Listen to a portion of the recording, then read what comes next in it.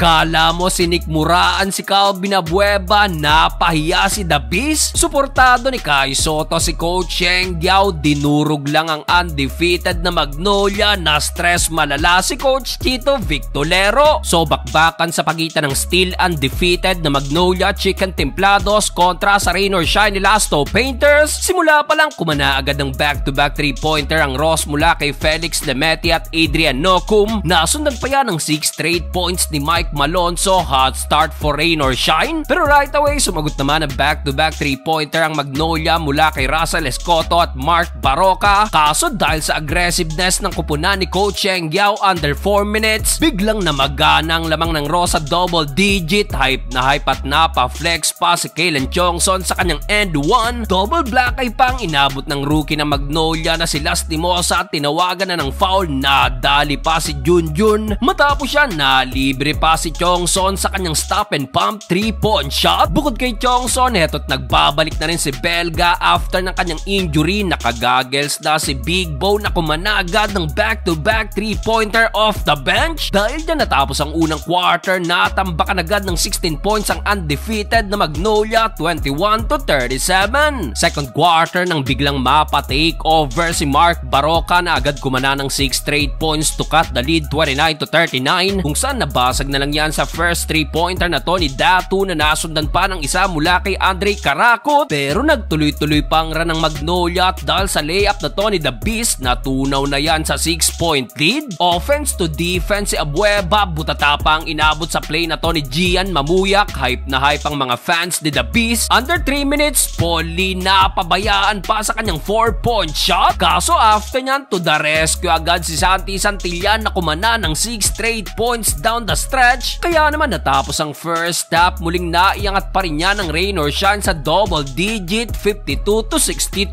Start of the third quarter, Xavier Lucero hang time sa kanyang layup, kaso burado agad yan ng straightaway 3-pointer ni Kit Datu na nasundan pa ng back-to-back 3-pointer mula kay Jonard Clarito at Adrian Nocum. Under 6 minutes, dahil sa Clarito at Nocum connection na to, namagana naman ang lamang ng Rosa 14 points. Grabe si Nocum, parang Scotty sa sipag ang batang to with already 13 points, 2 rebounds at 6 assists. Anyari sa Magnolia at kay Calvin Abueva, butata pa ang inabot kay Santillan. Matapos yan, abay may nanalo pa ng best actor. Tindi ng acting ni The Beast, pahiga-higa pa na parang sinikmuraan, pero di lumusot yan sa review ng referee. Napahiya na lang si The Beast at natawa na lang, kung saan dito natawagan din ng technical foul si Abueva ng sigawan ng referee. Sa dulo, nagpahabol pa ng buzzer beater 3-pointer si Jonard Clarito, kaya namaga palalo ang tambak sa 21 points, 92-71. Fourth and final quarter na natiling in control ang rain or shine at itong ika-12 players na ipinasok na si Sean Ildefonso. Nakascore na rin with his 3-point shot at lahat ng 12 players ng Ross meron ng puntos. Grabe talaga bumalasa ng player si Coach Cheng Giao. Suportado rin ni Kai Sotto ang kupunan ni Coach Cheng Giao na halos kapareho raw ng kanyang coach sa Japan. Well, dito kahit anong gawing run ng Magnolia, laging may sagot ang rain or shine. Na-stress na lang si Coach Chito Victolero at sa uli pinatikim ng unang talo ng Ross ang Magnolia Hotshots.